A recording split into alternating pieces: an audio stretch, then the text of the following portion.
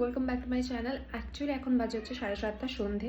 এক সপ্তাহ ধরে প্রচুর কাজের চাপে আমি কোনো ভিডিও শ্যুট করতে পারিনি। আর আজকে আমার একটু স্পেশাল কিছু খেতে ইচ্ছা করছিলো, স্পেশাল বলতে চিকেন। তো এখন আমি চিকেন আনতে যাব, তো ভাবলাম যে তোমাদের সাথে একটা ছোট্ট মিনি ব্লগ শেয়ার করা যাক। তো লেটস স্টার্ট। থেকে এসে আমি ড্রেস চেঞ্জ করে নিয়েছি। এখন আমি বানাবো chicken and maybe fried rice, যদি আমার ভালো লাগে।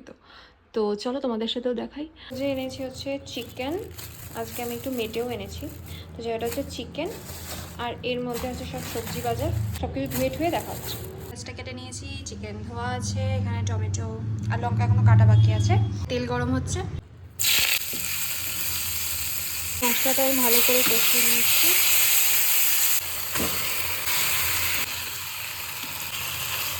চিকেন কষা আমার এখানে পুরো রেডি। আমি এখন পুরো চিকেন ভুনা মতন করে রান্না করেছি। ফাইনালি খেটে খুঁটে দেখতেই পাচ্ছ মুখের অবস্থা। তো খেটে খুঁটে সব রান্না আমার হয়ে গেছে।